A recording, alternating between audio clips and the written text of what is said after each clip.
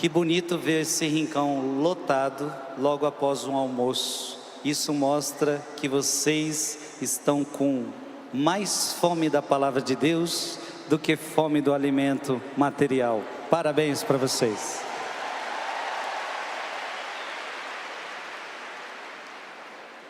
Eu queria pedir um profundo silêncio. Quando a gente volta do almoço, a gente volta um pouquinho agitado. Vamos fazer aquele silêncio? Se tem alguém conversando do teu lado, pede silêncio agora.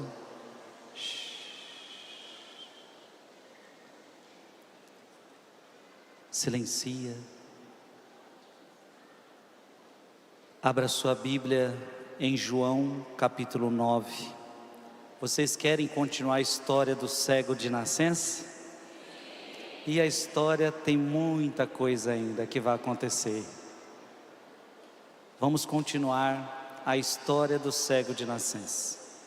Lembrando que a primeira pregação só falei de 3 versículos.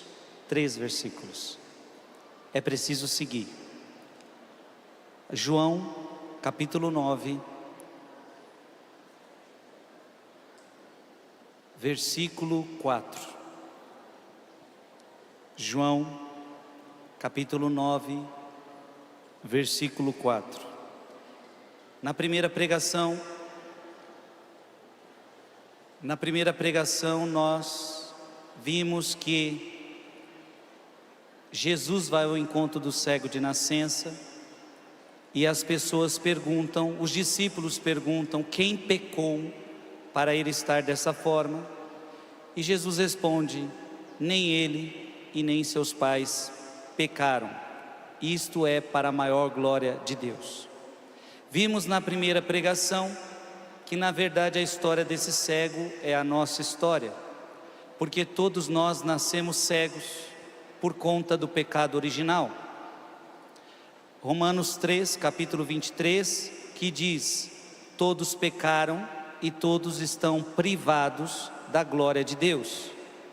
Portanto, eu já nasci na condição de pecador, eu já nasci privado de ver a glória de Deus. Portanto, a história do cego de nascença é a nossa história. E a cura dele, o restabelecimento da sua cura, da sua saúde, vai ser também o retrato da nossa história. João capítulo 9, versículo 4. O que está escrito aí? Enquanto for dia, cumpre-se terminar as obras daquele que me enviou. Virá a noite, na qual já ninguém pode trabalhar.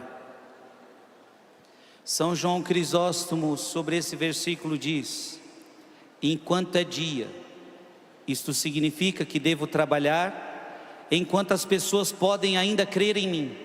Olha que bonito. Eu tenho que trabalhar enquanto é dia, eu tenho que trabalhar enquanto ainda as pessoas podem crer em mim. Enquanto durar esta vida. Quando é que as pessoas podem crer em mim? Enquanto durar esta vida. Diga comigo, eu só posso crer em Jesus enquanto durar esta vida. Em outras palavras, depois da morte não dá para crer mais em Jesus se você não creu na terra. Então quem não creu em Jesus na terra, não tem como crer depois da morte. João capítulo 3, versículo 18. Quem crer em mim, será salvo. Quem não crer em mim, já está condenado. Portanto, o momento de crer é agora. Olha para quem está do seu lado e diga, a hora de crer é agora. Você precisa crer em Jesus enquanto é dia, porque um dia virá sobre você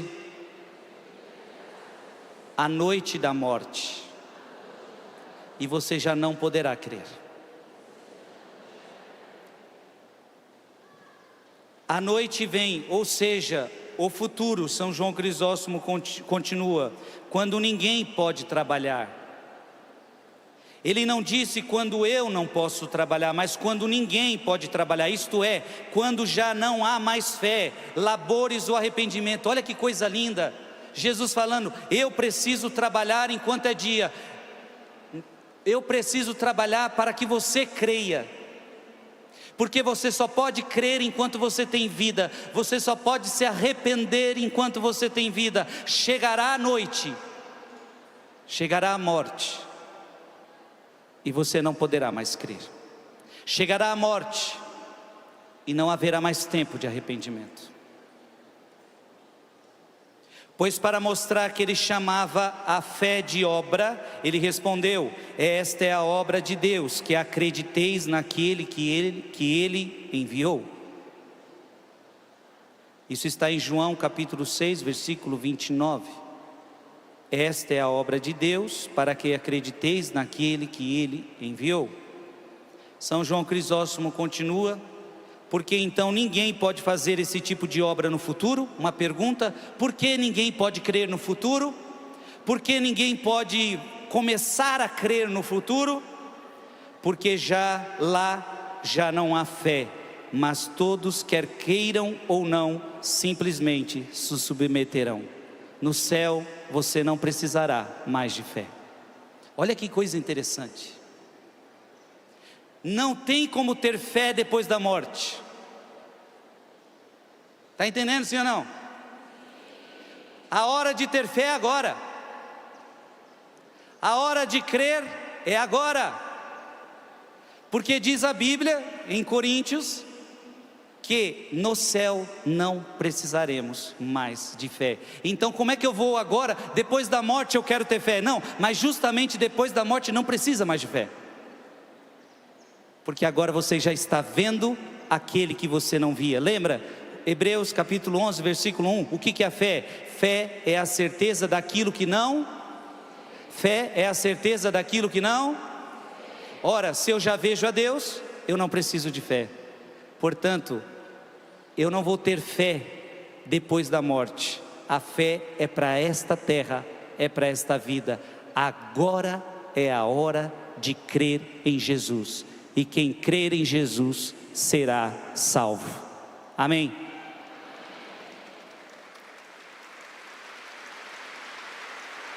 Diga comigo bem forte, agora é a hora.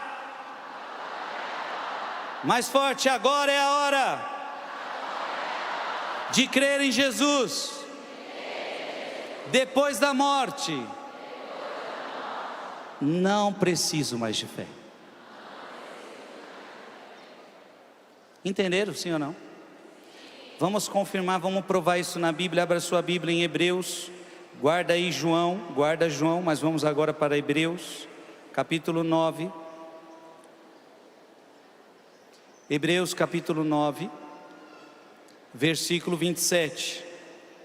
Depois da morte haverá tempo para arrependimento? Hebreus capítulo 9, versículo 27. Como está determinado que os homens morram uma só vez, e logo em seguida vem o quê? O juízo. Diga comigo, está determinado que os homens morram uma só vez, e logo em seguida, aqui não está dizendo assim, ó, você vai morrer e logo em seguida vai ter um padre para te confessar. Você vai morrer e Jesus vai primeiro te confessar os seus pecados. Não, aqui está escrito que logo depois da morte vem o quê? Julgamento. Não tem mais tempo de arrependimento.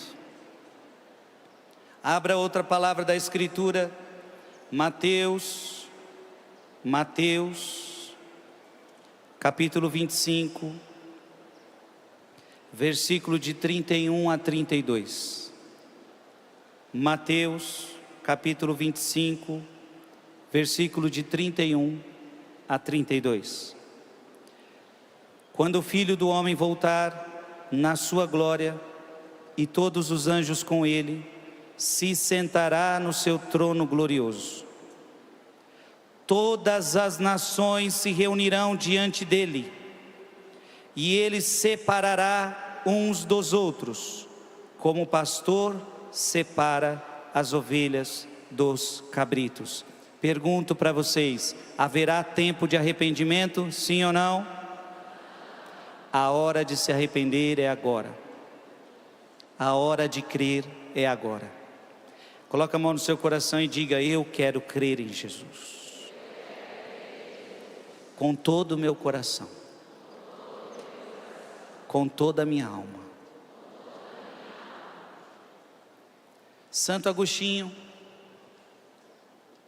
depois da ressurreição dos vivos e dos mortos, quando ele dirá aos que estiverem à sua esquerda: vinde benditos de meu Pai, recebei o reino, e os que estiverem à sua esquerda, apartai-vos para o fogo eterno preparado para o diabo e seus anjos. Mateus 25, 34, Mateus 25, 41. Então será a noite em que ninguém pode trabalhar, mas apenas receber de volta o que anteriormente fez. Olha que interessante.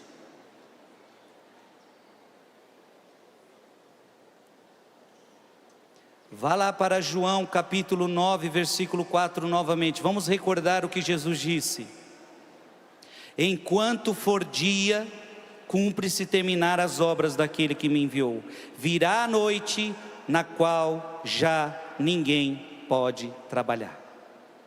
Então Santo Agostinho está dizendo: o tempo de trabalhar e o trabalho que Deus pede para você, qual é a obra? A obra da fé. Conforme está em João capítulo 6. Você deve trabalhar a sua fé enquanto é dia, enquanto você tem vida. Segundo Santo Agostinho, um dia virá a noite, e você não vai mais trabalhar a sua fé. Um dia vai chegar o julgamento, um dia vai chegar a morte, um dia vai chegar o julgamento, um dia vai ser a segunda vinda de Cristo. E então Deus retribuirá a cada um segundo as suas obras. Abra sua Bíblia em Mateus 16. Mateus 16, 27. Mateus 16, 27. Leia comigo. Porque o Filho do Homem há de vir na sua glória de seu Pai com os seus anjos, e então recompensará a cada um segundo as suas obras. Ficou claro, sim ou não? Repete comigo. Porque o Filho do Homem há de vir na glória de seu Pai com os seus anjos, e então recompensará a cada um segundo as suas obras. Vocês estão entendendo, minha gente? O tempo de trabalhar é agora. Olha para quem está do seu lado e diga: trabalhe enquanto você tem tempo. Mas diga para ele: não é o trabalho, criatura, da sua profissão, não. É a obra da fé. Diga para ele: trabalhe enquanto você tem tempo. Trabalhe enquanto é dia. Porque um dia vai chegar a noite, e você não poderá mais trabalhar. Santo Agostinho continua: mas até agora todo descrente ao morrer é recebido naquela noite. Ali não há trabalho a ser feito. Ali não há trabalho a ser feito. Nessa noite estava o homem rico ardendo e pedindo em uma gota de água do dedo do mendigo. Nós vamos ver isso no Evangelho de amanhã. Pobre homem, que vivias e era tempo de trabalhar. Agora que está morto, agora que está na noite em que ninguém pode trabalhar, ele quer trabalhar. Azar o seu. Santo Agostinho: o azar o seu foi meu.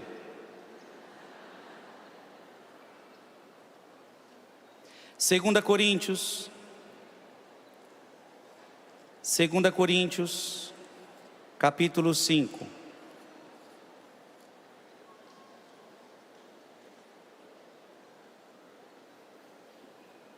Segunda Coríntios capítulo 5, versículo 10. Leia comigo. 2 Coríntios capítulo 5, versículo 10. Leia comigo. Porque teremos de comparecer diante do tribunal de Cristo. Ali cada um receberá o que mereceu, conforme o bem ou o mal que tiver feito enquanto estava no corpo. O tempo de trabalhar é agora. O dia do juízo será o acerto das contas.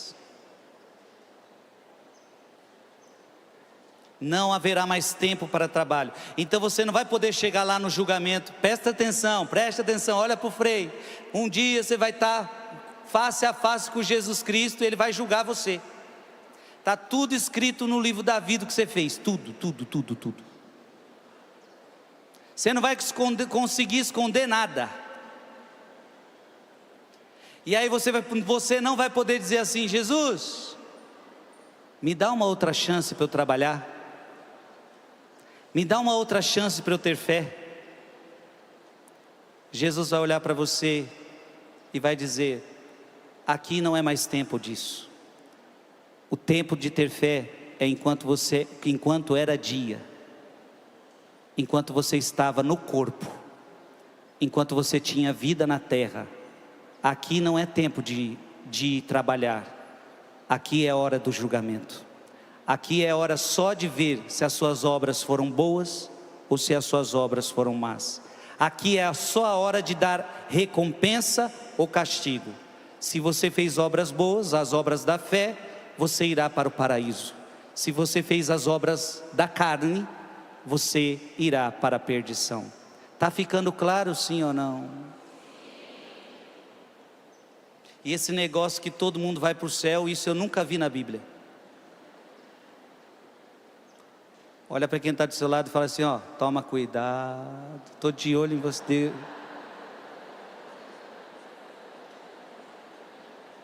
Balança ele e fala: acorda, meu amigo.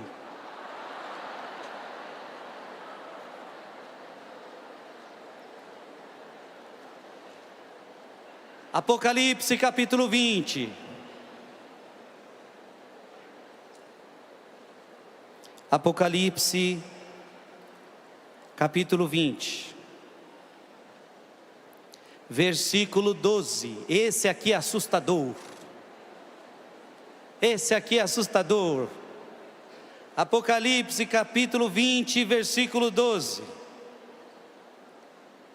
Leia aí comigo, o que está escrito? Vi os mortos. Olha para quem está do seu lado: um dia você vai ser um morto.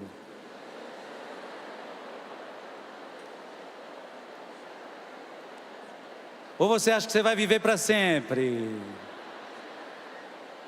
Então olha com todo sorriso para quem está do seu lado e diga: um dia você vai ser um morto.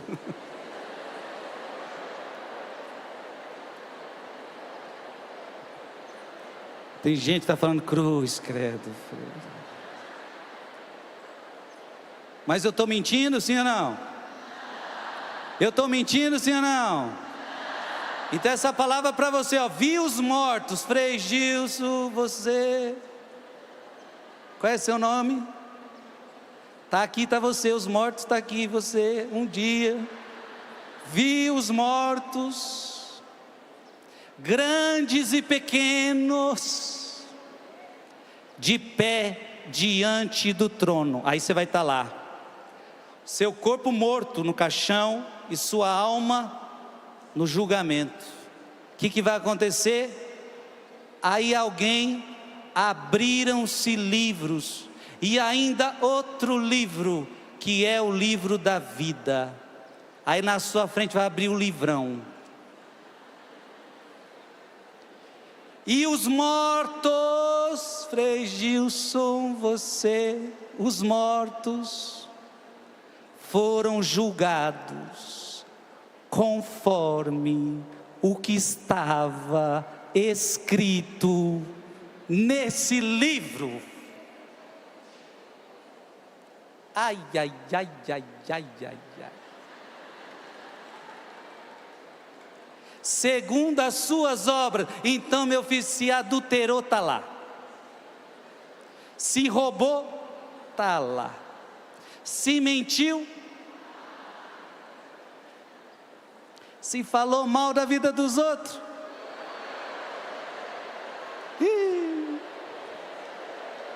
e ainda vai estar o número de vezes.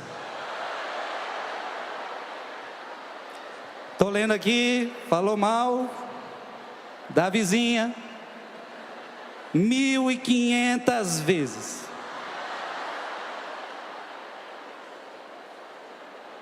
Você vai suar. E você ainda vai dizer, eu acho que ele ainda perdeu a conta.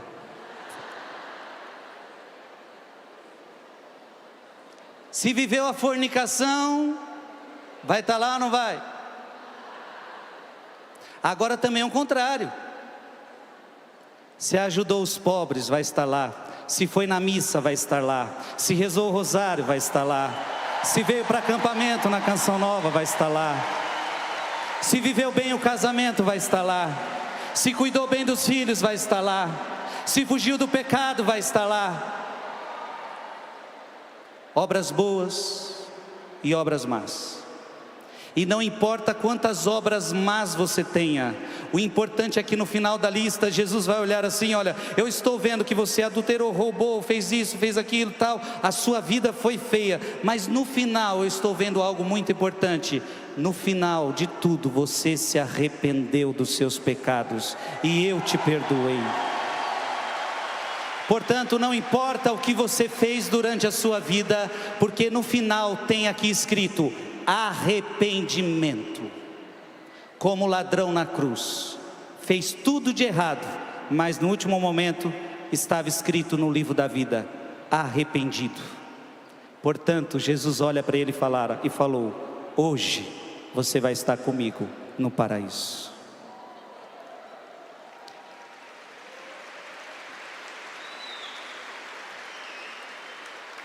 Então, na verdade, não é alguém que escreve no livro da vida, quem escreve o livro da vida é você. Sim ou não? O que está escrito no livro da vida? As suas obras, as minhas obras. Então quem escreve sou eu, não vai reclamar com Jesus. Mas isso que está escrito aí, na verdade ninguém vai poder dizer isso, que você já vai saber que é verdade. Ficou claro, sim ou não? Olha para quem está do seu lado e fala, eu quero colocar coisa boa nesse livro a partir de agora.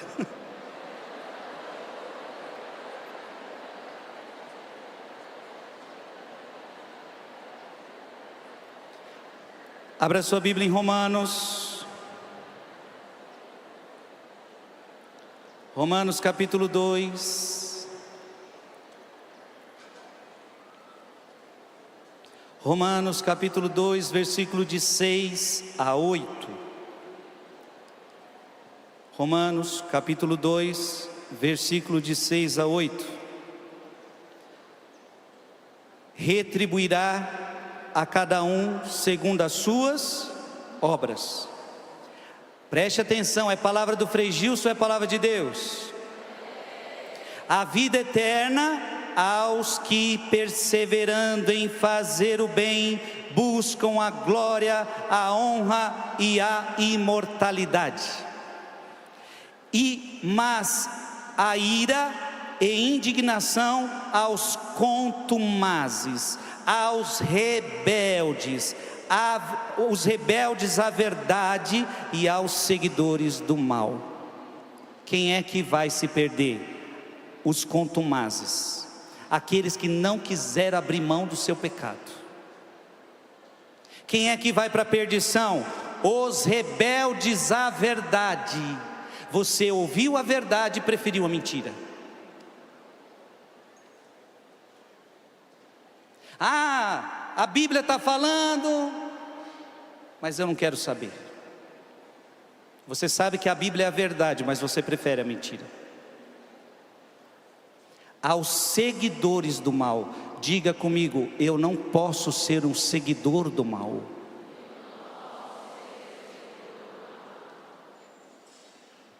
Tem gente que está seguindo rede social e é como se fosse um seguidor do mal, porque ali onde você segue só tem coisa ruim, e está lá você seguindo. É só um exemplo. Sim ou não? Você não pode seguir o exemplo dos maus. Você não pode seguir o caminho dos maus. Você tem que seguir o caminho dos bons. Ah, mas está todo mundo fazendo. Mas está todo mundo fazendo mal e você vai? Vai, Maria, vai com as outras. Vai ver para onde você vai parar.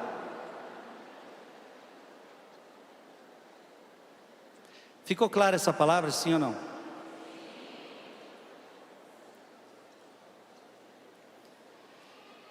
Crede enquanto a luz está convosco. Abra sua Bíblia em João capítulo 12, versículo 36. João capítulo 12, versículo 36. Enquanto tendes luz, crede na luz, e assim vos tornareis filhos da luz. Jesus disse essas coisas, retirou-se e ocultou-se longe deles. Enquanto tendes a luz, crede na luz. Enquanto é dia, crede. Enquanto você pode crer em Jesus, creia, porque vai chegar o dia que você não poderá mais. Amém? João capítulo 8, versículo 12. João capítulo 8, versículo 12. Leia comigo. Falou-lhes outra vez Jesus: eu sou a luz do mundo. Aquele que me segue não andará nas trevas, mas terá a luz da vida. Amém? Aplauda essa palavra. Quem segue Jesus está na luz. Abra sua Bíblia em João capítulo 12, versículo 46. João capítulo 12, versículo 46. Eu vim como luz ao mundo, assim todo aquele que crer em mim não ficará nas trevas.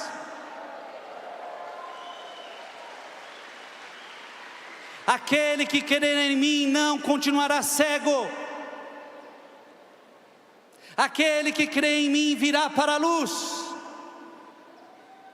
Você quer ficar na luz ou nas trevas? As trevas você já sabe de quem é. Ergue tua mão direita e diga: eu quero crer em Jesus. Eu sou filho da luz. Eu não sou filho das trevas. Dá uma olhadinha para quem está do seu lado e diga: eu vejo em você um filho da luz e não um filho das trevas. Aplauda este irmão.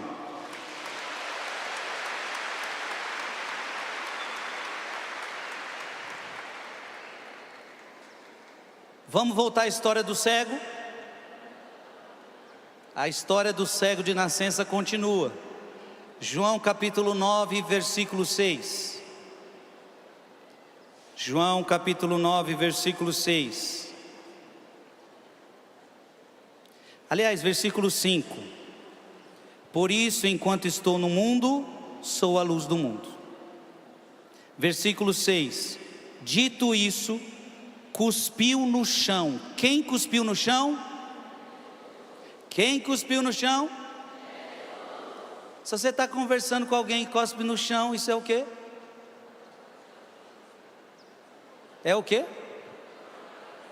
Você está dizendo que Jesus teve falta de educação?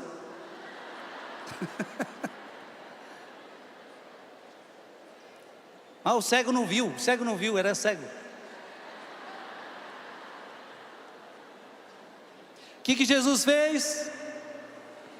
Cuspiu no chão. Fez um pouquinho de lodo, então tinha terra, e aí cuspe com terra vira o quê? Lodo, barro. Então fez um pouquinho de lodo com a saliva e com o lodo ungiu os olhos do cego. Já pensou isso em você?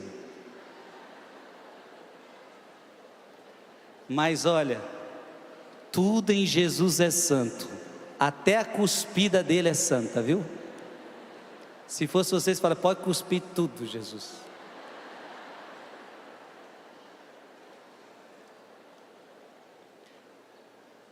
Gente, olha que coisa bonita. Jesus já tinha se encontrado com outros cegos, sim ou não? E para curar esses cegos, ele usou lodo. Jesus perguntou um dia para um cego, o que você quer que eu te faça? O cego falou, eu quero ver, então veja. Pronto, o cego viu. Quantos cegos ele só tocou nos olhos, só falou uma palavra e o cego começou a enxergar. Agora, por que Jesus está cuspindo no chão e fazendo lodo? Olha para quem está do seu lado e diga, por quê? Vamos relembrar uma coisa? Diga comigo, a história desse cego é a história de todos nós, que nascemos no pecado original.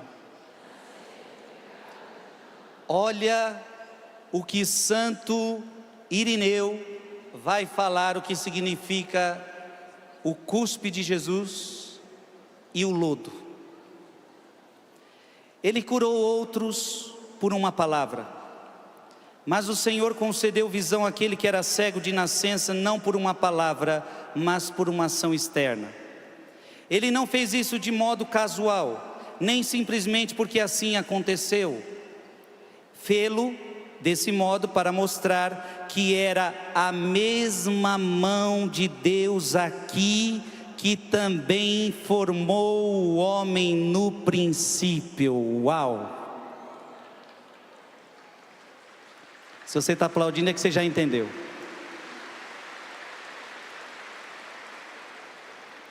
Abra sua Bíblia em Gênesis capítulo 2. Gênesis capítulo 2, versículo 7. Gênesis capítulo 2, versículo 7. O que está escrito aí? O Senhor Deus formou, pois, o homem do barro da terra. Inspirou-lhe nas narinas o sopro da vida, e o homem se tornou um ser vivente.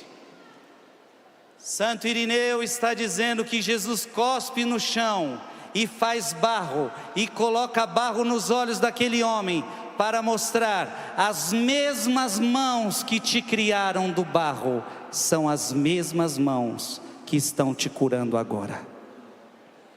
As mesmas mãos.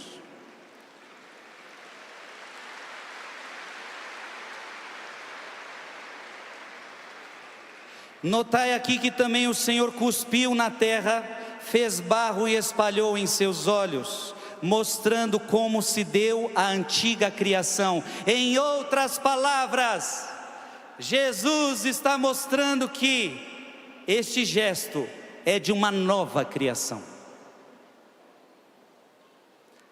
Houve uma primeira criação em Adão. Na história desse cego, Deus está nos mostrando que Ele quer fazer uma nova criação, amém? Ele estava deixando claro para aqueles que podem compreender que esta era a mesma mão de Deus pela qual o homem foi formado do pó. Ele o fez para que as obras de Deus fossem evidentes nele, e para que agora não buscássemos outra mão além daquela pela qual a humanidade foi formada. Não busque outra mão além da qual aquela que você foi formado. A mão que cura é a mão de Jesus Cristo. Não busque outras mãos.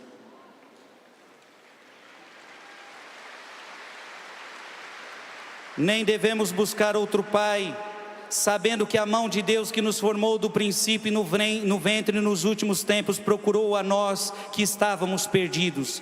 Ele está recuperando sua ovelha perdida e colocando em seus ombros, restaurando com alegria ao aprisco da vida. Não precisa abrir, mas João capítulo 1, versículo 3, tudo foi feito por Ele. tudo foi feito por Ele. Não precisa abrir sua Bíblia, mas Colossenses capítulo 1, versículo 16 a 17. Nele foram criadas todas as coisas. Diga comigo, nele foram criadas todas as coisas.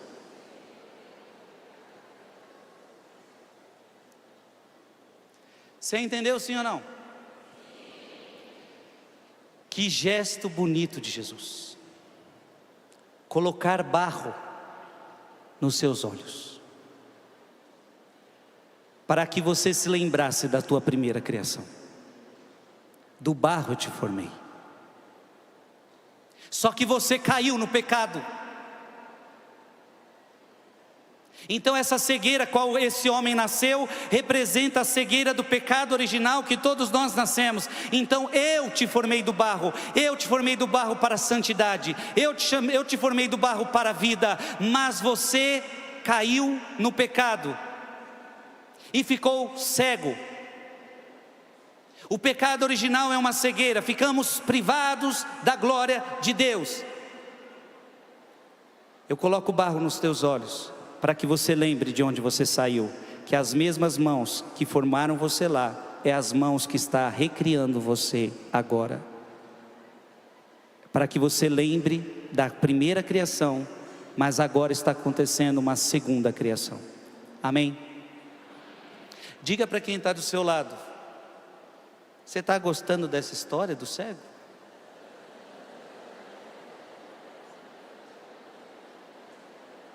Vocês já tinham ouvido essa palavra desse jeito? Agora a pergunta que eu faço para vocês: Jesus colocou barro, lodo no olho do cego, sim ou não? E o cego voltou a enxergar, sim ou não? Não. Não. Vocês não leram o texto não? O cego não volta a enxergar.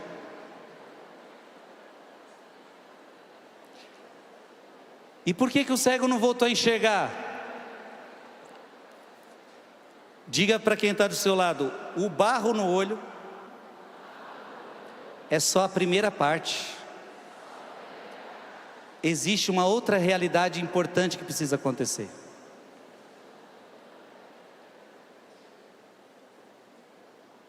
Estão prontos?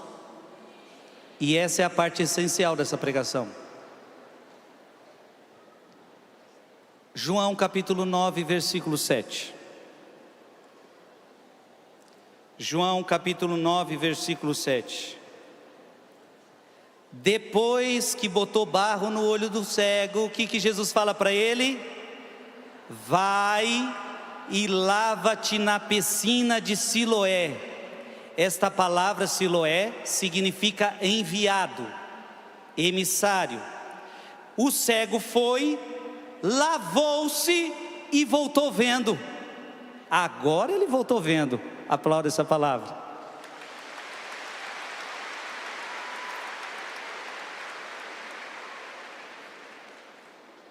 Imagina a cena.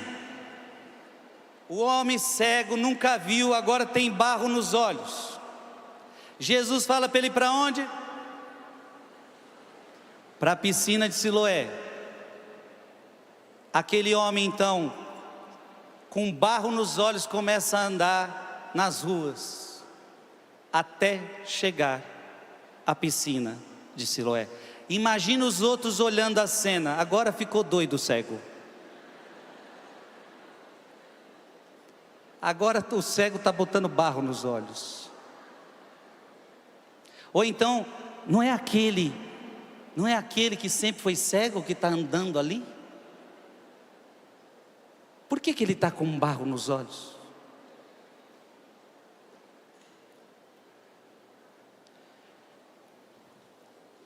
Santo Ambrósio, o homem que ajudou a converter Santo Agostinho, ele diz assim: como luz divina, ele tocou esse homem e o iluminou.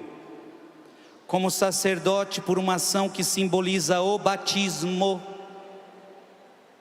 ele realizou nele a sua obra de redenção. O que significa a piscina de Siloé? Vocês estão dormindo? O que significa a piscina de Siloé? Eu não ouvi. O que significa a piscina de Siloé? O batismo. Olha para quem está do seu lado e diga: a piscina de Siloé significa o batismo. É profunda essa palavra ou não é? Santo Ambrósio continua: a única razão de ele ter misturado barro com a saliva e untado os olhos do cego foi para te recordar que aquele que restituiu a saúde ao homem ungindo seus olhos com barro é o mesmo que modelou o primeiro homem do pó, e que este pó, que é a nossa carne, pode receber a luz da vida eterna pelo sacramento do batismo. Pode aplaudir.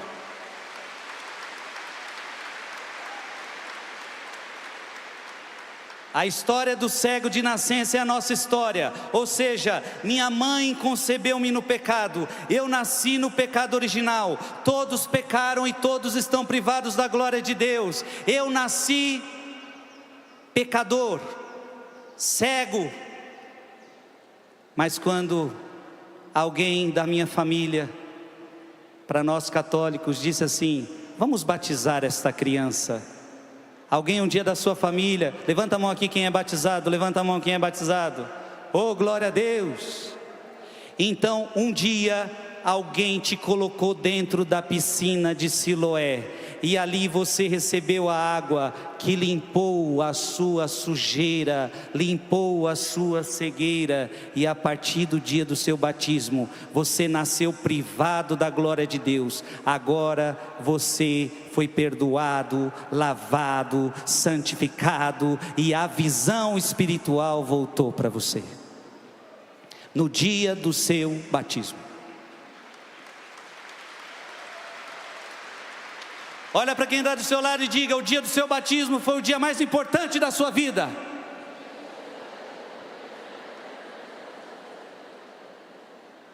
Então, mais uma vez, quem é batizado, levanta a mão e diga: eu.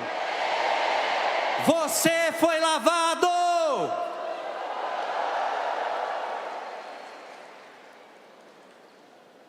Primeira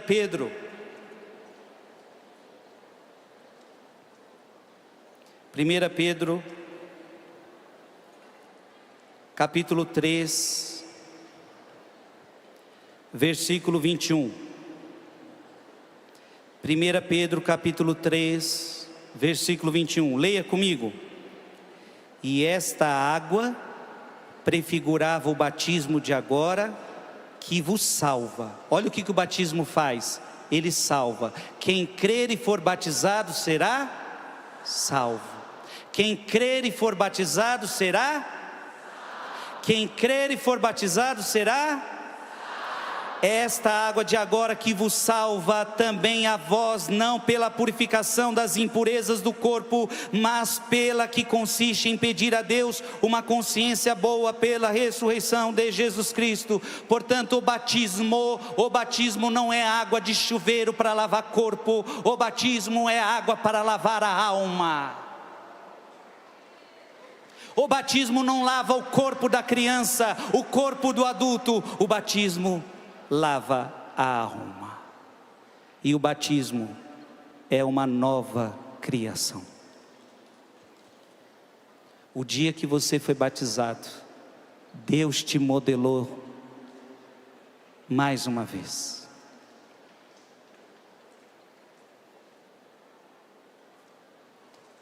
Qual foi o dia do seu batismo?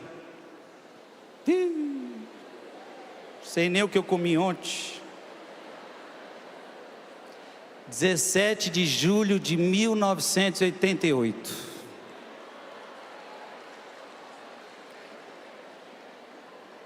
Eu nasci em 86. Mamãe e papai me batizaram tarde. Ó.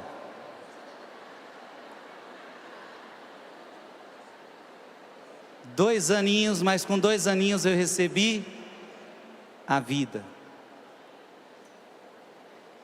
Você tem crianças que precisam batizar na sua família? faça isso. Leve elas à piscina de Siloé, para que elas sejam curadas, para que elas sejam santificadas. Amém?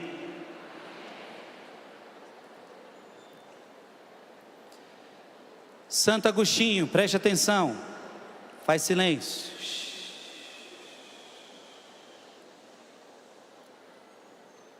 O gênero humano é este cego. Por causa do pecado, com efeito, a cegueira acometeu o primeiro homem, de quem todos somos descendentes. É, pois, cego de nascença. O Senhor cuspiu na terra com a saliva, fez lodo, porque o Verbo se fez carne. E ungiu os olhos do cego. O lodo estava sobre os seus olhos, mas ainda não via. A ungí-lo talvez tenha o efeito o catecúmeno. Enviou-o à piscina que se chama Siloé, porque foi batizado em Cristo. E então o iluminou. Convinha que o evangelista nos desse a conhecer o nome dessa piscina, e por isso diz, quer dizer enviado, porque se ele não houvesse sido enviado, nenhum de nós teria sido salvo do pecado. Ai, que coisa linda! Eu não sei se você entendeu o que o Frei leu agora. Você entendeu ou não entendeu? Não, eu vou explicar. Abra sua Bíblia em João, capítulo 6, versículo 38.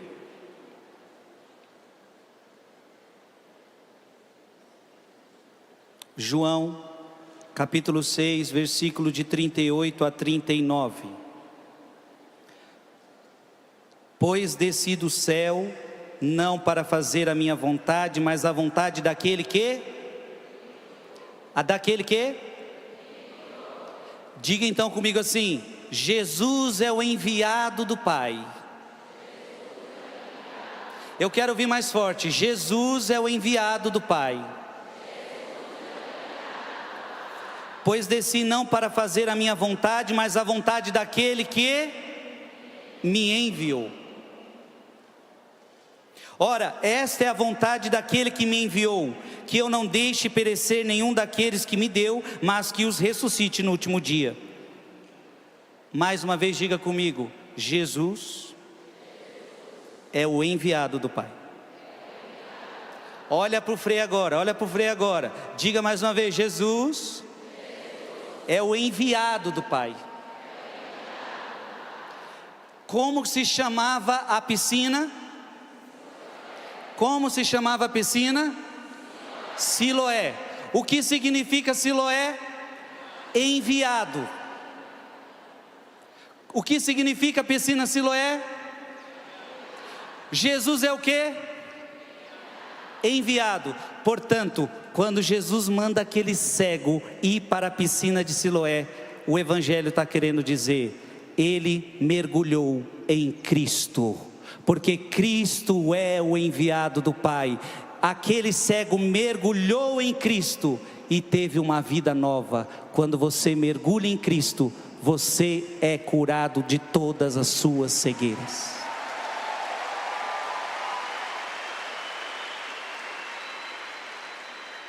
Gente, vocês estão entendendo? O que é batismo? O batismo é mergulhar na morte de Cristo. É mergulhar na vida de Cristo, a ponto que nós temos que sair do batismo e começarmos a viver uma vida dizendo como Paulo: já não sou eu quem vivo, é Cristo que vive em mim. Eu já não vivo para mim mesmo, para este mundo eu estou morto, para Deus eu estou vivo. Aquele cego batizou-se em Cristo, e quem mergulha em Cristo nunca mais é o mesmo. Amém? Precisamos voltar a Siloé. Olha para quem está do seu lado e diga: não tenha medo de voltar a Siloé.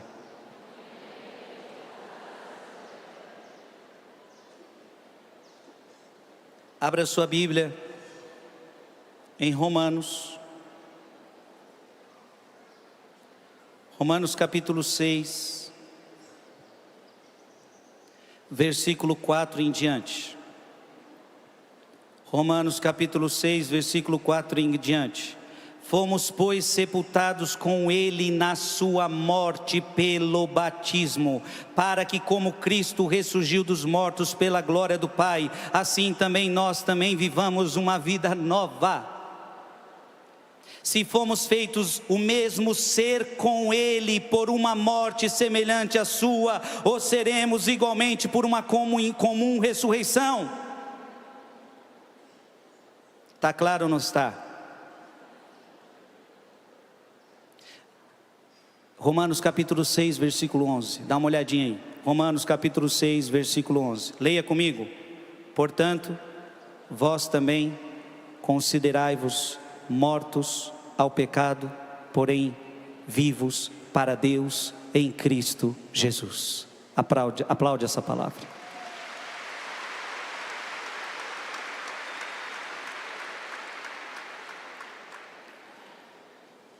Efraim, o sírio, diz assim: Siloé não abriu os olhos do homem cego, assim como as águas do Jordão não purificaram Naamã, mas foi o mandamento de nosso Senhor que trouxe a cura.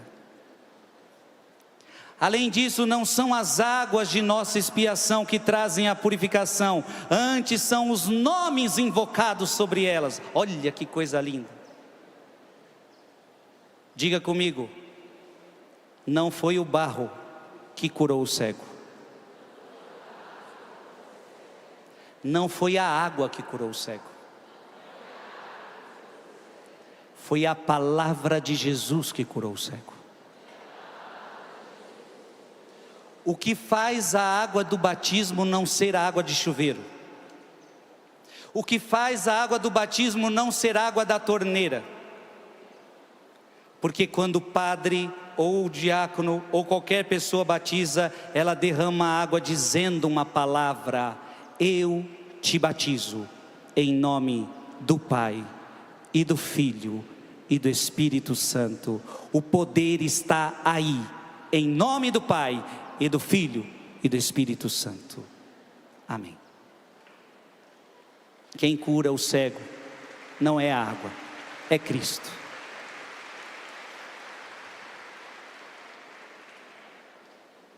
Está dando para entender? Diga comigo: quem curou o cego foi o Pai, o Filho e o Espírito Santo.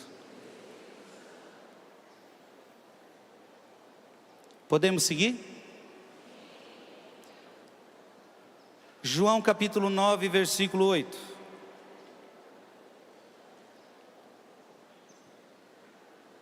A vizinhança agora vai se manifestar. Sempre tem a vizinhança para curiar. João capítulo 9, versículo 8. O que está escrito aí? Então os vizinhos e aqueles que antes o tinham visto mendigar perguntavam: não é este aquele que sentado mendigava? Não era esse o mendigo? São João Crisóstomo: a estranheza do milagre tornou as pessoas incrédulas. Os vizinhos e aqueles que tinham visto o cego disseram: não é este que agora o homem que se sentava e mendigava? Que clemência e condescendência maravilhosa de Deus! Com tamanha bondade ele te cura, ele até cura os mendigos. Dessa forma ele cala a boca dos judeus, porque fez não os grandes e ilustres e nobres, mas aos mais pobres, aos mais humildes, serem os objetos da cura e da providência de Deus. De fato, ele veio para a salvação de todos. Que coisa bonita. Os vizinhos falando: mas aquele não era um mendigo. Deus não olha quem curar. Deus veio para todos, para os grandes e para os pequenos, para os ricos e para os pobres. Deus veio para todos. Deus veio para mim e Deus veio para você. Não importa a sua classe social, não importa o seu trabalho, Deus veio para salvar você.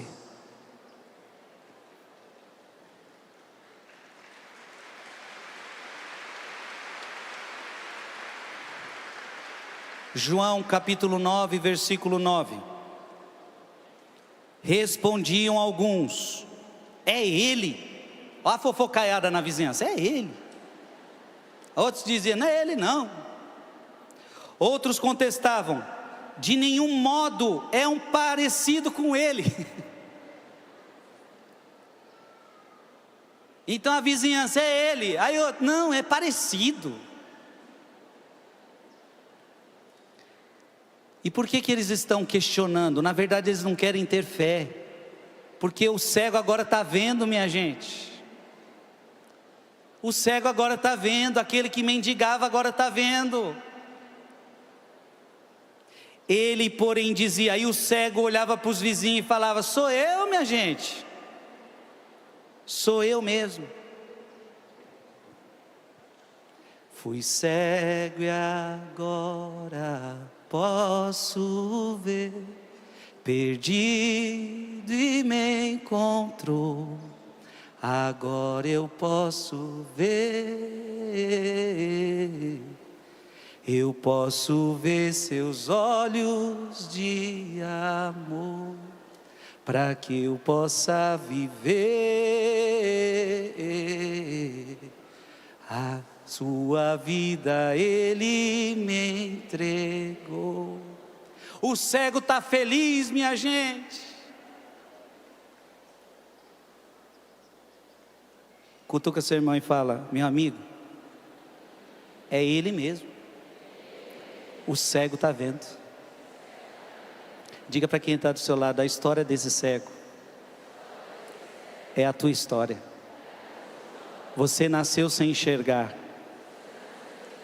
e através do seu batismo, Deus te trouxe vida nova. Deus te trouxe visão nova. Em Cristo você é uma nova criatura. É isso que Paulo fala.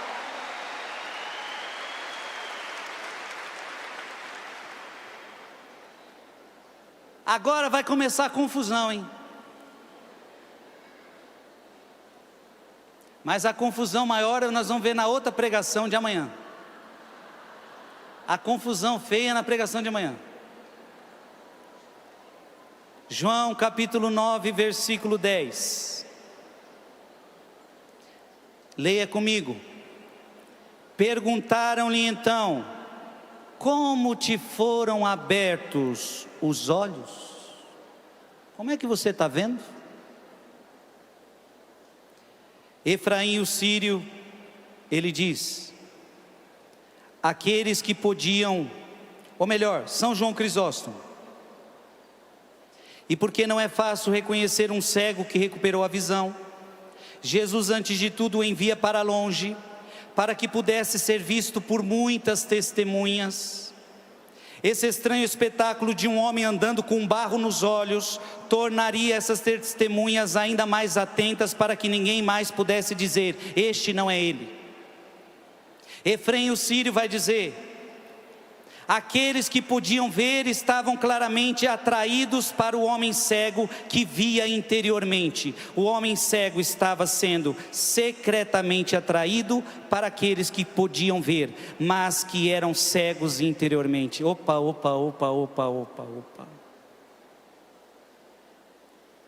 Aquele cego, ele não estava só começando a ver pelos olhos, ele estava começando a ver interiormente.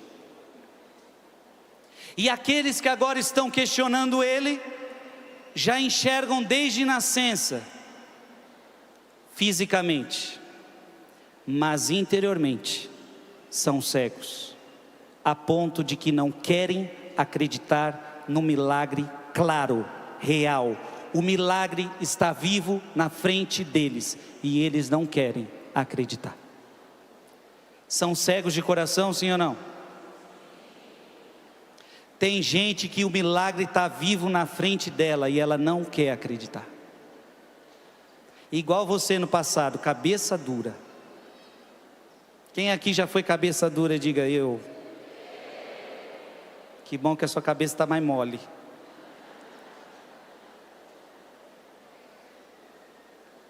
Diga comigo, a pior cegueira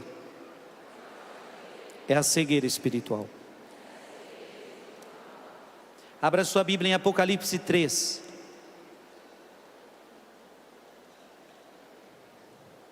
Apocalipse 3, versículo 17. Apocalipse 3, versículo 17. Essa é a história de muita gente. Pois você diz, sou rico, faço bons negócios, de nada necessito. Ah, você fala isso tudo, você é rico, você não precisa de nada, mas não sabes que és infeliz, miserável, pobre, cego e nu. Tem gente que se acha o tal, mas na verdade é cego, é pobre e é nu. Aqueles fariseus hipócritas, aqueles homens hipócritas não queriam acreditar no milagre. Vocês se acham ricos, vocês se acham sábios, vocês acham que vem alguma coisa. Na verdade vocês são cegos, na verdade vocês são pobres, porque o dinheiro não faz vocês ricos diante de Deus. Porque o que vocês enxergam não é o que Deus queria que vocês enxergassem. Não adianta enxergar com os olhos do corpo e não enxergar com os olhos da alma.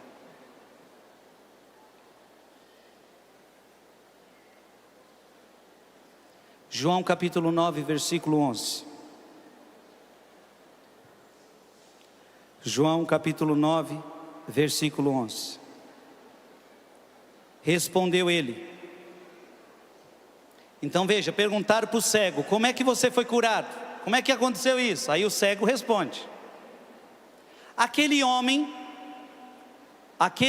que se chama Jesus, fez lodo, ungiu-me os olhos e disse-me, vai à piscina de Siloé e lava-te. Eu fui lá, lavei-me e agora eu vejo. Contou a história direitinho, sim ou não? Ele se enganou em alguma coisa, sim ou não? Sim. Repara uma coisa. Como é que ele chama Jesus? Como é que ele chama Jesus? Jesus é só aquele homem? Jesus é verdadeiro homem, sim? E o que aquele cego viu foi Jesus verdadeiro homem. Mas a pergunta que eu te faço, Jesus é só verdadeiro homem? Portanto, deixa eu falar para você, e vai ser cena para os próximos capítulos. Este cego não está com a cura completa. O cego voltou a ver fisicamente, mas ainda lhe falta, a sua cegueira espiritual começou o processo de cura.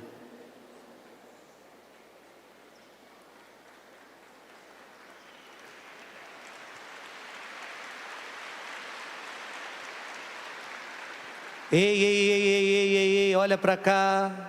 40 dias eu rezei, estou curado, restaurado, ninguém mais me abate, cuidado. Talvez só começou o seu processo de cura. Abaixa a bola.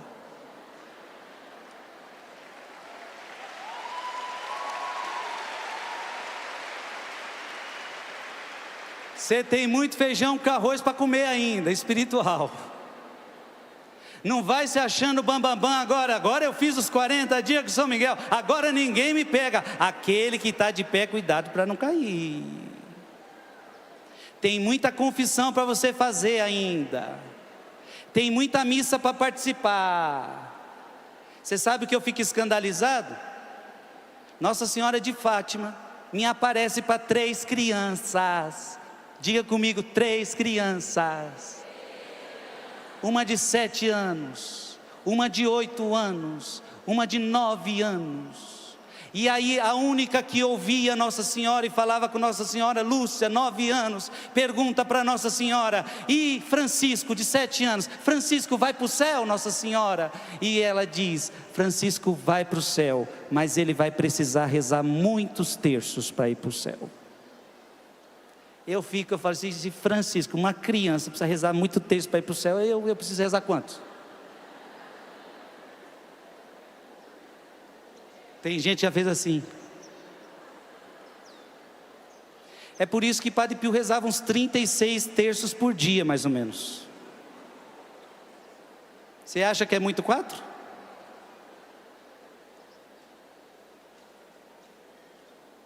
Olha para quem está do seu lado e diga: talvez o seu processo só esteja começando. Então baixa a bola. Não adentre em orgulho espiritual, porque a cura que Deus quer fazer em você, talvez ela só esteja começando. Mas a cura que Jesus já começou a fazer em você, fala para Ele, olhando nos seus olhos, eu vejo que é uma cura muito bonita que Deus começou a operar na sua vida.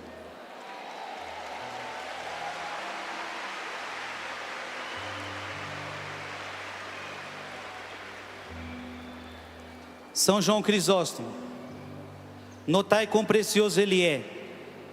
Ele não diz como o barro foi feito, pois ele não podia ver Nosso Senhor cuspir no chão. Olha que interessante, ele não falou assim, ele cuspiu no chão, ele não viu.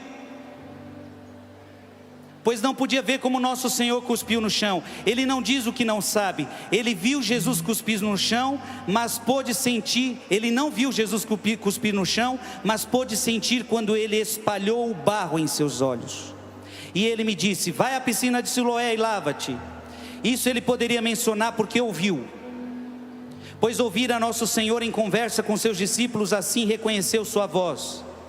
Mesmo depois de tudo isso, porém, ele não consegue dizer como foi curado.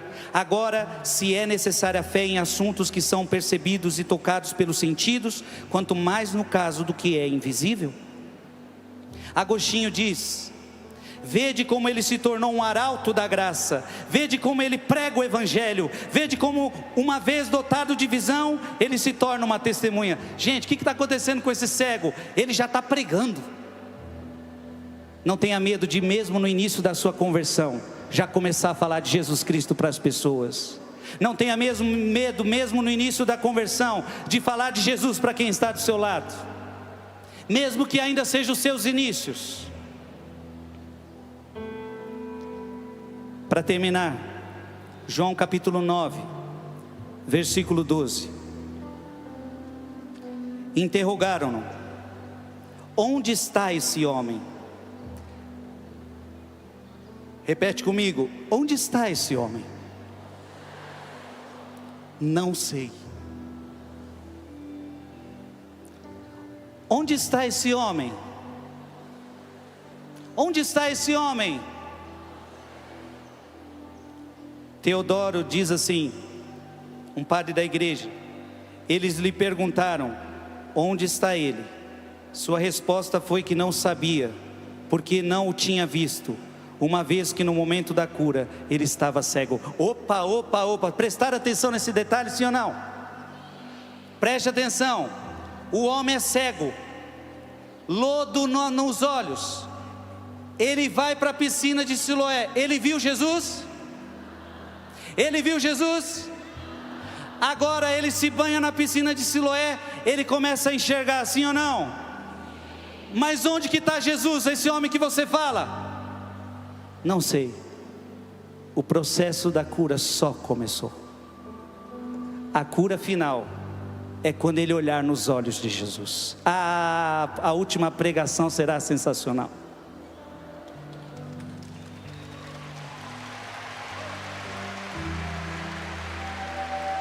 A última pregação vai chegar um momento que ele vai olhar pela primeira vez, porque ele já viu agora pela primeira vez o sol, a lua, o céu, as casas, as pessoas, mas ainda não viu Jesus. E vai chegar um momento que vai acontecer o dia mais especial, porque o dia mais especial da nossa vida é o dia que a gente vê Jesus.